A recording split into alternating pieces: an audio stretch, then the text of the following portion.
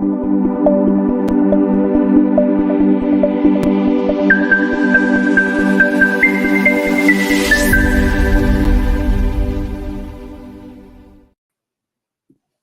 everybody. Thank you so much for joining us today. My name is Juan Carlos Brando, and for me, it's always a pleasure to have all of you joining us with your immigration questions.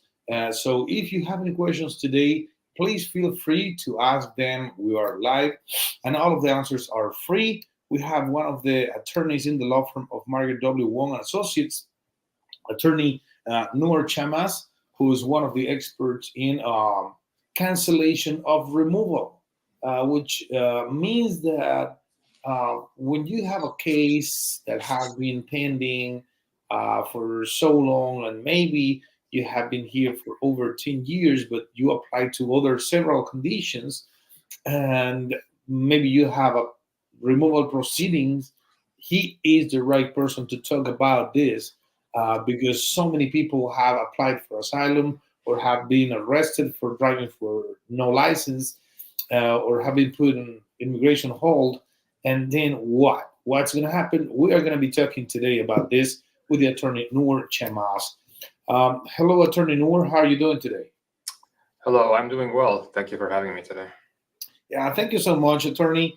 And one of the fears that people have right now is that, they don't know what's going to happen if the government changes.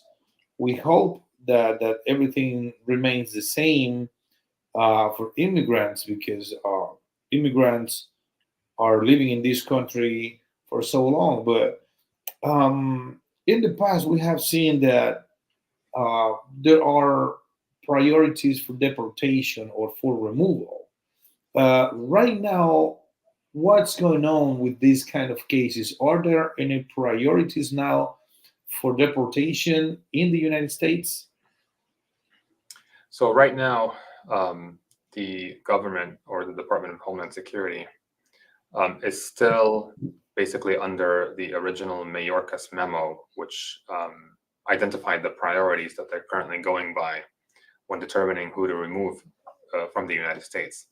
So the priorities are still as follows. So if you are a threat to national security, that means somebody that's engaged in terrorism or is a danger in engaging in terrorism, or is would engage in espionage, anything like that that would threaten the national security of the U.S.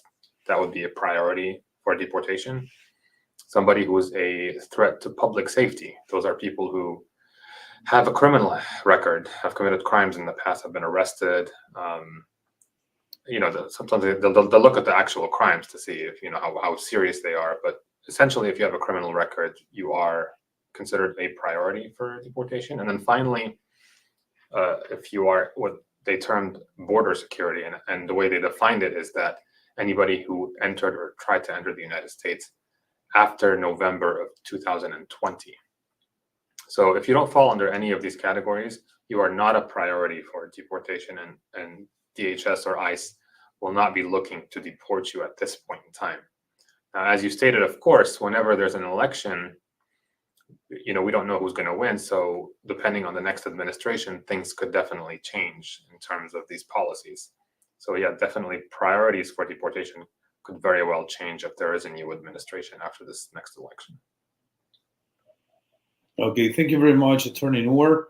And yeah, so what if a person is arrested and that person has probably kids that are born in the United States?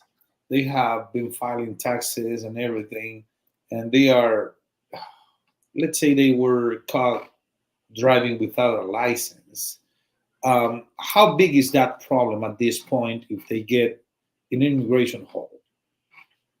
So generally speaking, if you are arrested for any reason, could be for, as you said, driving without a license, could be for a DUI, it could be for anything, and you're taken into police custody, the Immigration and Customs Enforcement can put a detainer on you. It's like a hold that gives them 48 hours to go pick you up and put you in immigration detention.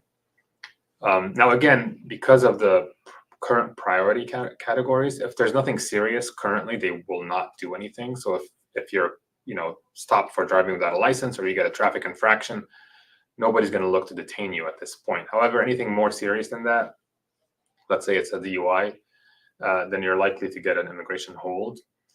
What then happens is that you're placed in immigration court proceedings, and you're put in immigration custody. At that point, you have the right to request what is called a custody redetermination hearing, which is like a bond hearing, and you can ask the immigration judge to allow you to be released in exchange for paying a specific bond amount. That usually involves you establishing that you are, one, not a danger to the community, and two, that you are not a flight risk. So if you are a danger to the community, you can't get bond. So usually those are people that have, more serious crimes. DUIs are included. A lot of times, if you've had a recent DUI, depending on the judge, you may be denied bond. However, depending on the judge and what they think of it and how recent it is and all these things, those all factor into it. If you've had more than 2 DUIs, it's very unlikely that you would be released on bond. But also anything more serious than that, you may not be released on bond. And also there's specific crimes that put you under what is called mandatory detention. That means that the court wouldn't even have jurisdiction to release you on bond. However, depending on your specific circumstances, you could be eligible for certain forms of relief in immigration court. One of those is something called cancellation of removal, if you can show that you've been in the United States for at least 10 years. If you have a qualifying relative that is either a child, a parent, or a spouse who is either a U.S. citizen or a lawful permanent resident, and if you show that your qualifying relative would suffer exceptional and extremely unusual hardship if you had to go back to your country. But in addition to all that, you also have to show that during the 10-year period, you've been a person of good moral character and that you also deserve favorable discretion. That means you convince the court that, not only do you qualify for all the statutory requirements for this specific relief, but that also that you are deserving of this grant of relief. Thank you very much, Attorney Noor. And yeah, we're starting to get some questions. Jose Solorzano says, tons of blessings. Thank you so much. And please, if you have any question, just write it down and we'll be happy to read your question. Okay, this question says, hi, I had an arrest back in the early 90s for drug dealing. Got arrested for 2 years, then released. I am now married to a U.S. citizen woman for 29 years. My question is, we tried to get my documents, but when we tried to do a FOIA, the FBI came to get me. Fortunately, they didn't find me. Is there a way that I could get documents? I've been clean for over 25 years. Well, so one of the problems that we have currently is that under current immigration law, and a lot of the current immigration law was all passed in the 1990s, and it was at the height of what was called the war on drugs. So some of the most serious immigration consequences are directed at people who were convicted of any sort of drug offense. But in addition to that, if you're convicted of drug dealing, that is like trafficking in drugs, that is an even more serious conviction. And under immigration law, it's considered an aggravated felony. And if you have an aggravated felony, it makes it very difficult for you to qualify for anything. Now, in order to be able to adjust status, even if you've been here for so long and you're married to a U.S. citizen, you still have to establish that you are admissible to the United States. And under the current law, if you have any sort of drug conviction, then you are inadmissible to the United States. And there is no waiver for this specific type of inadmissibility, ground of inadmissibility. Unfortunately, the only waiver that's available is for people who are convicted for simple possession of 30 grams or less of marijuana only. Anything else, unfortunately, you're pretty much out of luck and you won't be able to qualify for anything. The only thing that you could qualify for, if even if you have criminal convictions, is something you could potentially qualify for something called withholding of removal or potentially protection under the Convention Against Torture. And those are situations where you would have to establish that if you went back to your country, you would more likely than not be either persecuted or tortured. And so outside of that, you would generally have very little chance of succeeding in any other form of relief. Okay, thank you very much, Attorney Noor. And yeah, well, if you have any questions, please feel free to ask them. All of the questions can be answered live and for free with the Attorney Noor Chamas. The phone number is 216-279-3984, 216-279-3984. And that is the phone number that you can call to get a consultation with one of the attorneys in the law firm of Margaret W. Wong and Associates. The next question we have right now is, good morning. My husband was deported 3 years ago. I filed for him the I-130. We went to the interview in Ciudad Juarez. I moved with him to Mexico for 1 year, but my son was sexually abused in Mexico. So I came back. I really need my husband here with me because he was the sole source of income of the household. Plus, my son was raped in Mexico. I think the question is, what can I do to bring my husband back to the U.S.? So there's a sort of a two-step process. So when you file the I-130 petition, that is just basically your petition for him as his spouse who is a U.S. citizen. And that then would allow him to obtain papers to immigrate to the U.S. if he is admissible. Now, if he's inadmissible on specific grounds, there are waivers available. In this situation, and again, I don't know much of the facts, but just basing it on what you've just asked, if he has an order of removal, then in order for him to be able to apply for anything, he has to file. It's a form of a waiver. The form is called an I-212. It is permission to be readmitted into the United States despite having an order of removal. And also, he would probably need, based on how long he had been here before, and if he'd accrued unlawful presence, he would need a waiver of his unlawful presence in the United States. And so he would need to file both waivers. Usually what happens is once the I-130 is approved, they do schedule an interview for him at the consulate or embassy in Mexico. Once he goes there, they would tell him, and I'm not sure if that's what happened here because it's not clear from the question, but they would tell him that he's inadmissible because he has unlawful presence in the U.S., at which point then he would need to file a waiver of his unlawful presence. The form is called an I-601. But in addition to that, he would also need that other waiver that I talked about that would waive his inadmissibility based on his having a prior order of removal. Now, all of that is contingent upon him having only entered the U.S. once before and having that order of removal. If he had multiple entries before, he could be permanently barred from entering the U.S. And at that point, he would not even be able to apply for anything, not even waivers, until at least 10 years after he's been in Mexico. And at that point, he would need to also file that I-212 to be allowed to come back into the U.S.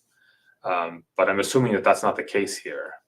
So he should be able to, if everything is as you stated in your question, he should be able to be eligible to file for those two waivers, and if they're approved, he should be able to enter the U.S. as a lawful permanent resident.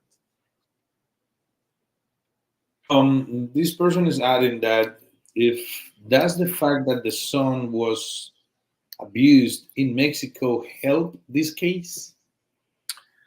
I don't. It could help it in the sense that it would help him establish the hardship to you if he was to stay, because the waiver that you would file, he would need to show that you would suffer extreme hardship if he was not allowed to come to the U.S. and live with you. So I think that may be a situation where that would help in that particular situation where he can show more hardship to you. But Just standing on its own, it wouldn't necessarily provide him with any avenue for relief if something happened to him in Mexico. Okay, so if you have any other question, please write it down or just call us. The phone number is 216-279-3984, 216-279-3984, and talk to the attorneys in the law firm of Margaret W. Wong and Associates. Let's see, the next question is, um, I have a pending T visa case. Am I protected from deportation? Also, how can you prove good moral character if you have a criminal record? Thank you. So I guess the first question is about the T visa. Merely having a pending T visa doesn't necessarily protect you from deportation, but generally speaking, they will not deport you if you have a pending T visa or U visa petition. If you do get granted the T visa, yes, that would protect you from deportation. In fact, along with the T visa or the U visa, normally you would file a waiver of any inadmissibility ground in the U.S. So that's a more simple waiver. It's called an I-192. It's a waiver of non-immigrant for non-immigrant visas of any inadmissibility. Now, in terms of how do you prove good moral character if you have a criminal record? Well, obviously, if you have a criminal record, it would make it more difficult to show good moral character. However, when assessing good moral character, the adjudicator or the judge would have to look at all the factors. So not just your criminal record, but basically what type of criminal record you have, how many actual convictions do you have, how serious the convictions are, how recent are they, in addition to all the other factors that go into that evaluation, which include, whether you pay your taxes, whether you've generally been a good person, whether you have a family, whether you've raised a family, whether you work, whether you're stable. All these things are looked at to see if you do qualify for to be deemed a person of good moral character. So again, not knowing anything else, I wouldn't know if you could establish good moral character with a criminal record, but it doesn't preclude you from, just because you have a criminal record doesn't mean that you cannot show good moral character, but it does obviously make it more difficult. It just would depend on all these other factors I just mentioned. Okay, thank you very much, Attorney Noor. And well, Michael or Michelle, if you need more information, please give us a call. The phone number is 216-279-3984, 216-279-3984. Next question is, my wife came to the United States in 2013. Now in 2023, she has been here for 10 years in the U.S. We have 2 kids born in the U.S. I applied for asylum, which is pending because I am from Venezuela, but she is Colombian. Would it be recommended to file an asylum for her? The kids are healthy and she has never got into trouble. Cool. Well, there's 2 things about that. Number one is, in order to qualify for asylum, you actually have to establish that you have a well-founded fear of persecution in your country. So, that all depends on whether she's actually afraid to go back to Colombia and for what reason. Number 2 is, generally speaking, in order to qualify for asylum, you have to file your application within 1 year of entering the United States. So obviously it's been 10 years now, so it's well over that deadline. Now, there are exceptions to the 1 year filing requirement, which include, whether there were exceptional circumstances that prevented her from filing within the 10-year period, or whether there are changed country conditions or changed personal circumstances that now have caused her to have fear of returning to Colombia. So, not knowing any of that, I wouldn't be able to give you the proper advice. I would advise you to call our office and make an appointment so we can look at all the facts and see whether or not she would qualify for that. However, if she is married to you and your application is granted, then she could get asylum through you, so she wouldn't have to file any separate asylum application. Okay, thank you very much, Attorney Noor. And yeah, well, if you have any other question, the question is, um, how long is it taking for new asylum applications at the moment and to get to the court? Are those cases going faster or slower than the other cases that have been filed maybe 10 years ago? So right now it's hard to say because all the new applications that we've applied for, they're currently pending. I don't know how long it's going to take. Now there was a time when it was taking someone sometimes 3-4 years before you actually get an interview, and then after that you get placed in removal proceedings if your asylum application is not approved.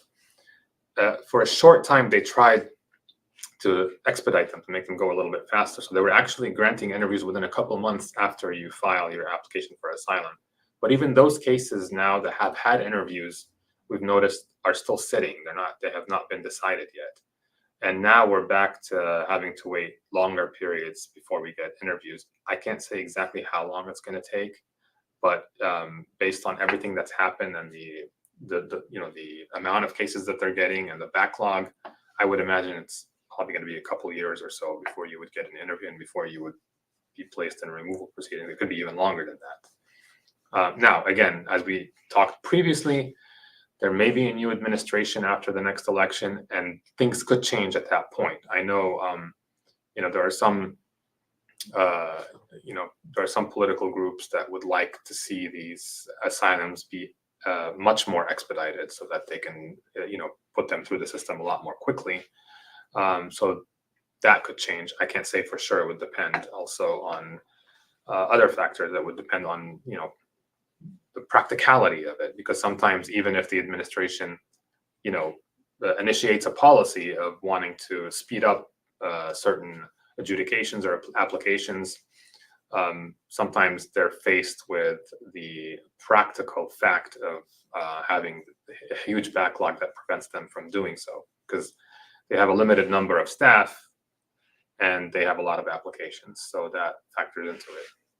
So at this point, I would say it's at least a couple of years, but don't just take my word for it. I can't say for sure, but I imagine it's going to be quite a long time before you're put in proceedings. Thank you so much, Attorney Noor. Don't forget the phone number is 216-279-3984, and the law firm of the attorney Margaret W. Wong has offices in 7 cities: Atlanta, Chicago, Columbus, Cleveland, Nashville, New York, and Raleigh, North Carolina. And the phone number is just one, 216-279-3984. Next question is Mr. Tusk. Says, I applied for I-751 based on cruelty.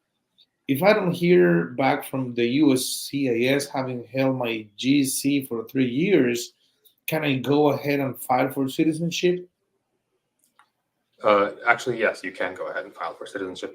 I'm assuming here that you were married to a U.S. citizen. And I don't know if you're still married or if you've gotten divorced. Now, if you're not currently married to the U.S. citizen, I think you would actually have to wait the 5 years before you apply for naturalization. But just generally speaking, regardless of whether it's 3 years or 5 years, if you file an I-751 and it's still pending, and then the time passes after for the period of when you would qualify for naturalization. So let's say it's been pending for 5 years and now you qualify, or for 3 years and now you qualify. Then you are allowed to file for naturalization based on that fact. So they would usually adjudicate both applications together. So they would adjudicate the removal of conditions, and they would also adjudicate the N-400. And I just saw the question, the person clarify in the question that he was married and is now divorced. I believe that in that situation, you would still have to wait the 5 years. So if you only had the green card for 3 years, I believe you would need another 2 years before you'd qualify for naturalization. Thank you very much, Attorney Noor. And yes, if you need more information, please don't forget and don't hesitate to call the office. The phone number is 216-279-3984. The headquarters of the office of Margaret W. Wong and Associates is in the city of Cleveland, Ohio. but she has offices in other 6 cities. Plus, the attorney is one of the experts in this subject or topic, talking about cancellation of removal, 42B, and some other uh, waivers. Is the attorney Noor Chamas, who has a lot of experience working on these cases. So please just give us a call, 216-279-3984, if you need more information. Uh, this next question says, hi, what is considered extreme hardship? What is the difference with just hardship? My wife was deported to Nigeria and I live in Chicago with 4 kids. All kids and I are US citizens.